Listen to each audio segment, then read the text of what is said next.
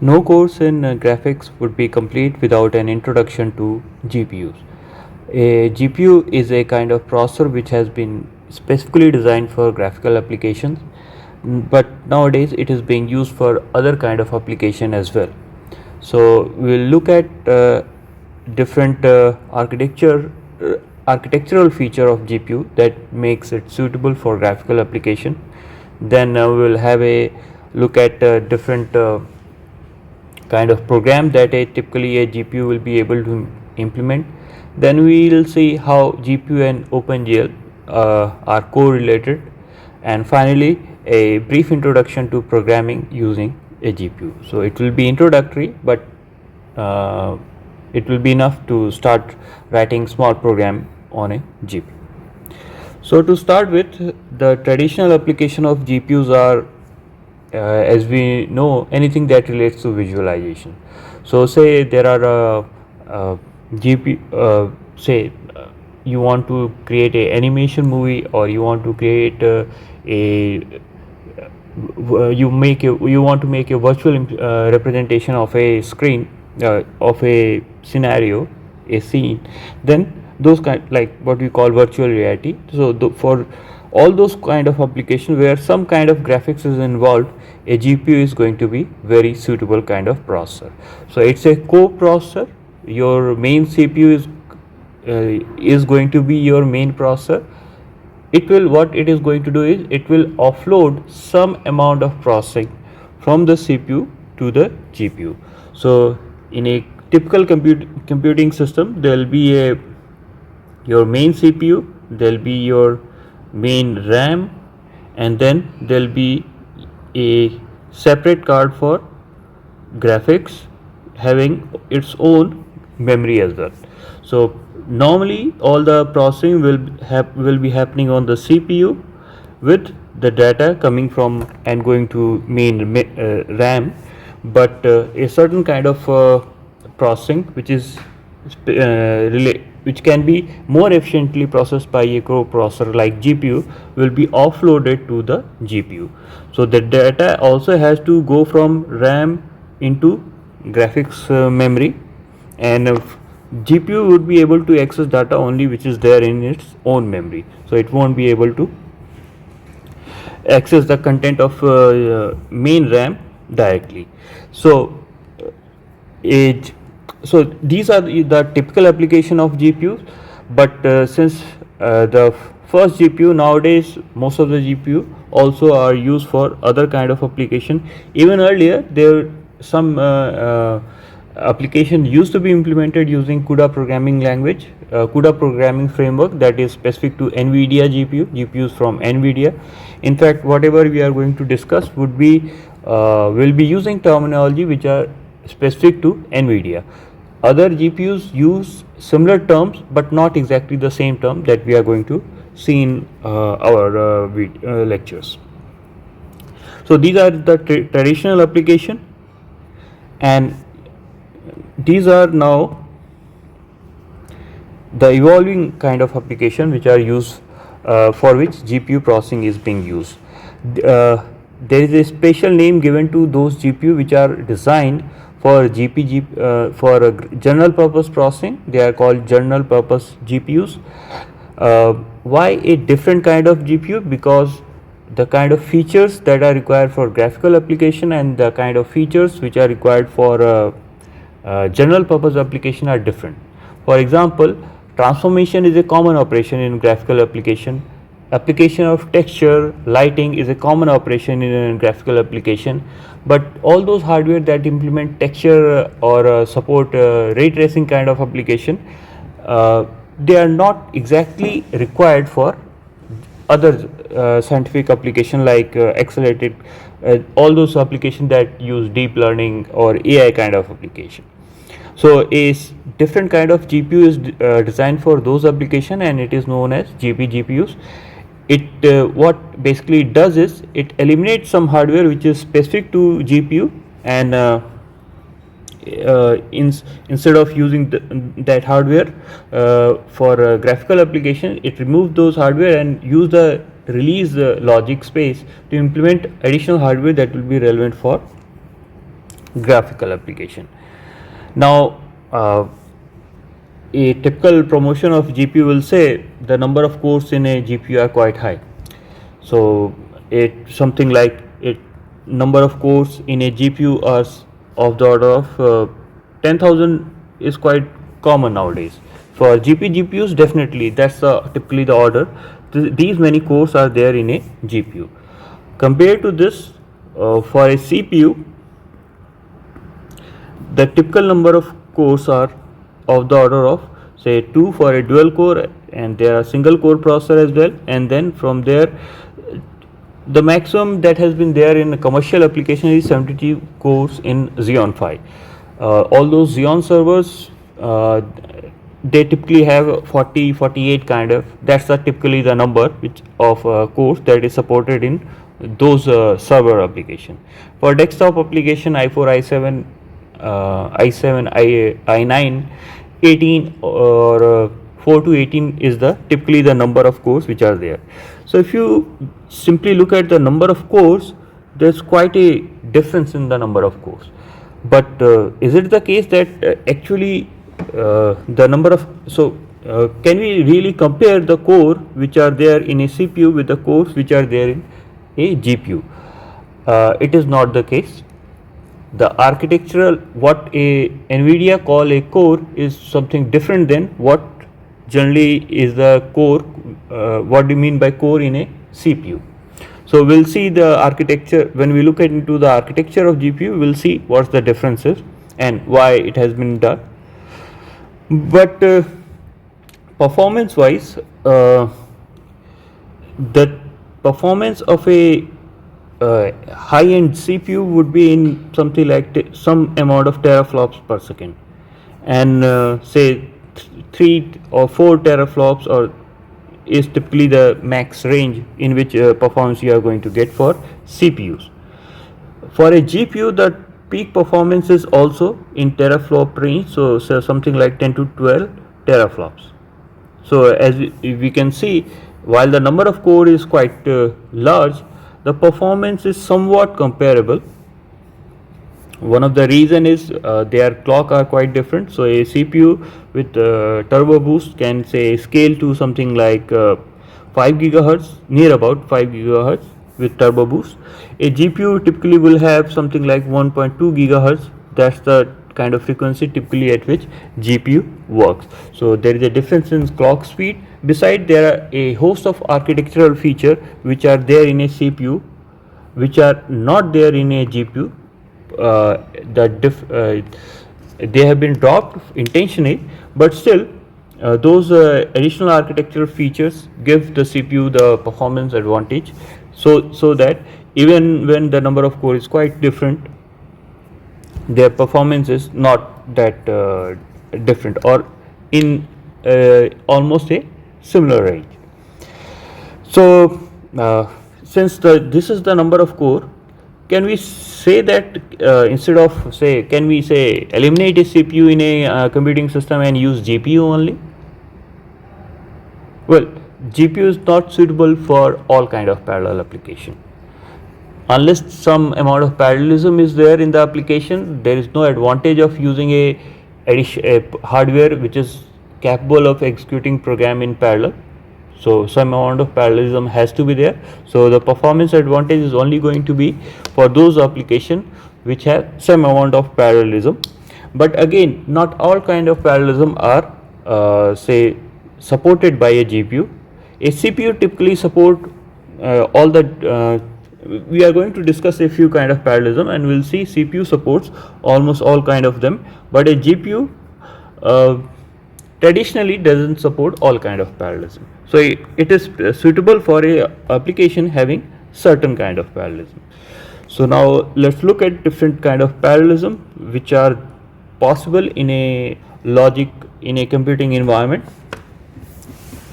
So the first kind of parallelism is instruction level parallelism. So as the name suggests, it tries to extract the parallelism which is there among the instructions. So what kind of parallelism could be there among the instruction? Say typically a program, if you look at, is a sequence of instruction. So there are an array of instructions which are executed one after another and in sequence in a certain order, and we at the end of the program, when it's complete, we get some result. Now there is a possibility of having a some amount of parallelism in these instructions. So what, for an example, typically a CPU will have two LUs. So this is a block diagram.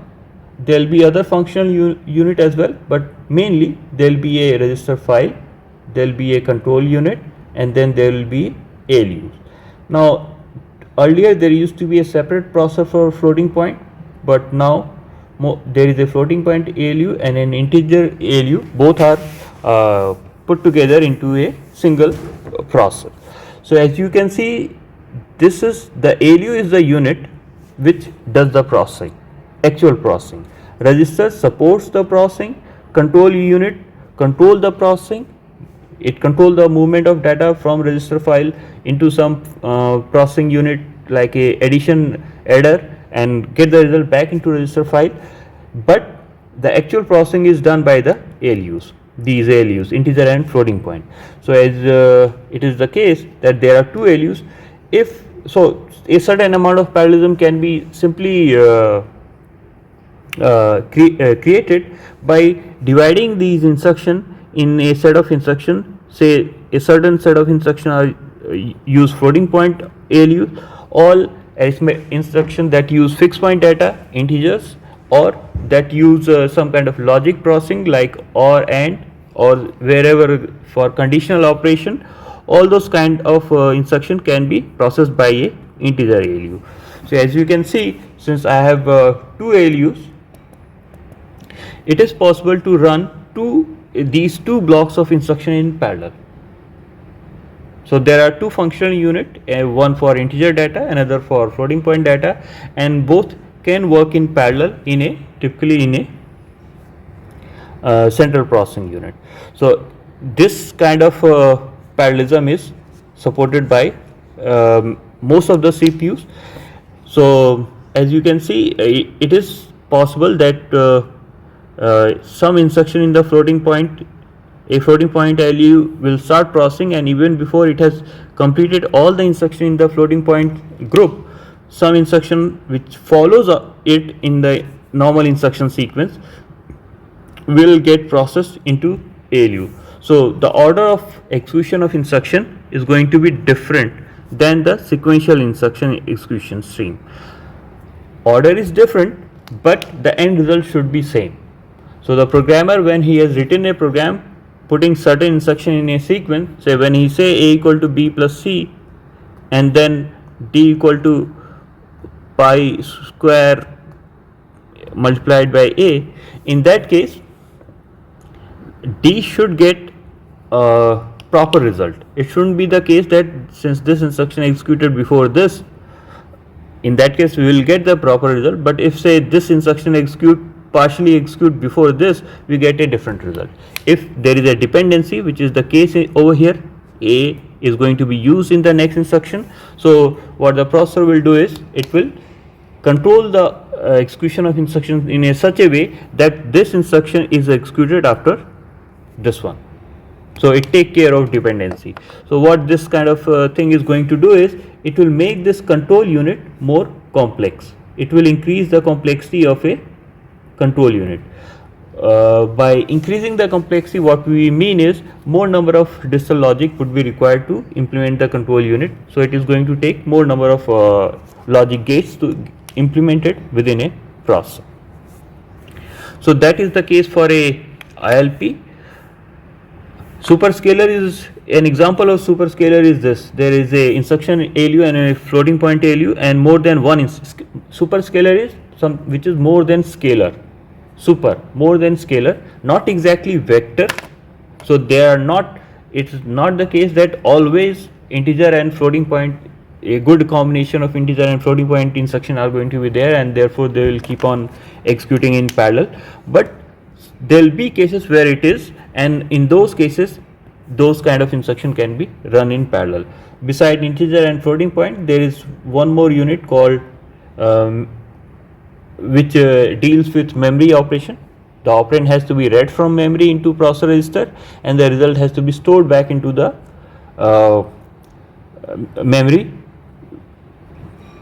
from processor register. So there is a memory unit, and again it's a functional unit, so it can work in parallel to a integer, floating point and memory. So say some instruction in this instruction sequence are memory related instruction, they can also then therefore run in parallel to.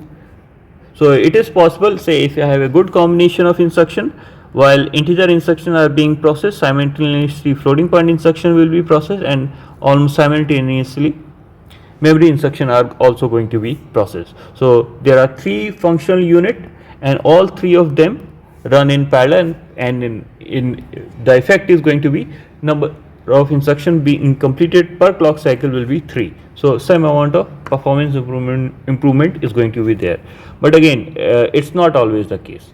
It's not always be possible to have a good instruction combination where the time taken for integer instruction is almost equivalent to for floating point and memory instruction.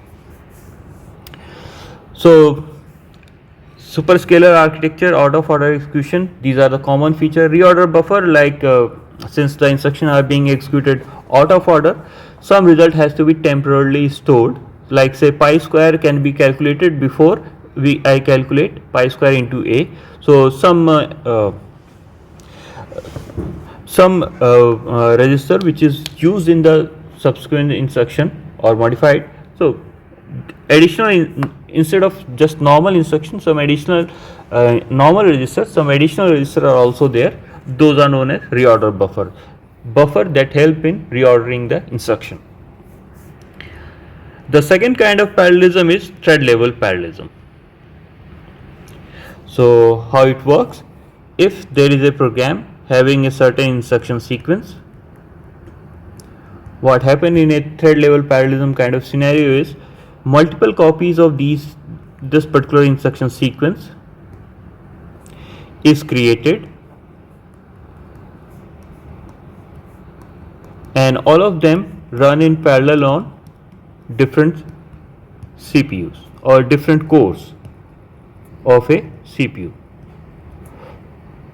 They can in a time slash manner run on a single core as well.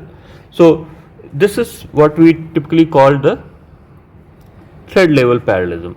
Now this is an example of software level threads. What generally we use POSIX libraries or pthreads to create these kind of threads, but there is a hardware thread as well. So there is a concept of hardware thread as well. Now most of the CPU support say this same hyperthreading is the commercial name given to the same concept, hardware threads. So what happens in a hardware thread kind of environment is, say there are two blocks of instruction, two different thread sequence, and say one of the instruction in this instruction sequence is a memory read operation. Since it is reading from the memory, it will take something like 300 cycles. So normally, if say there isn't provision for, this is not there, in that case what will the other thread sequence is not there, what will happen is, while this instruction, this data is being fetched from the memory, this instruction is being executed, the CPU is going to be sitting idle. But in SMT kind of if a processor support SMT, in that case what will happen, another instruction sequence will start executing on the CPU. So for the 300 cycle, while this thread is blocked, not exactly context switch into the memory, but it's blocked because it is waiting for some IO operation to complete, another instruction sequence in that period will be able to execute.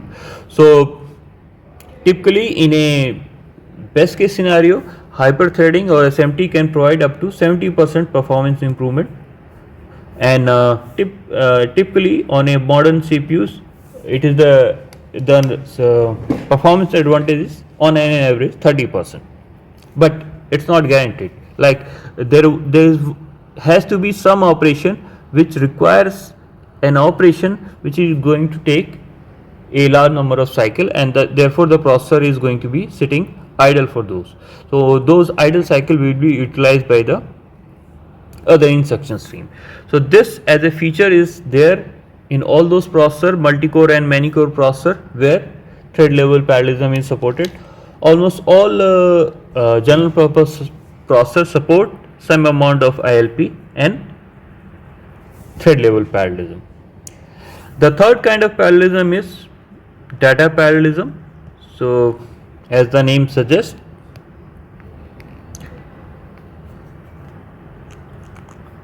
it how it typically works is, typically a program has a large data set, so it's suitable for only those applications that operate on very huge amount of data. So what can be done is, in a normal case what will happen is a single instruction stream will process the entire data, but in the case of data level parallelism, multiple processor can work on different segments of data in parallel, and therefore, so say there are 6 segments, 6 different CPUs can take the separate data segment and work on them in parallel. So a linear search on an unsorted list is an example of where we can take advantage of data level parallelism. So say there are billions of elements through which we have to search. So, and say if you have say 10 cores, what we can do is we can divide those billion elements into 100 million elements each, and then give it to each processor to process it. So 10 different core will be roughly able to complete the work in 1/10 of the time. This is the kind of parallelism which was in mind of the GPU designers, and this is the kind of parallelism which is supported by most of the GPUs. Earlier, what the GPU designer did is they tried to avoid those features which are required for ILP and TLP kind of parallelism, but now since the number of transistor size is decreasing, typically now the state of art is 7 nanometer. So 7 nanometer means each transistor in the processor is going to be of size 7 nanometer. So more number of transistors are available. So GPU designers are now trying to incorporate some features of ILP and TLP also into GPUs, but mostly a GPU is more suitable for those kind of applications that have data level parallelism.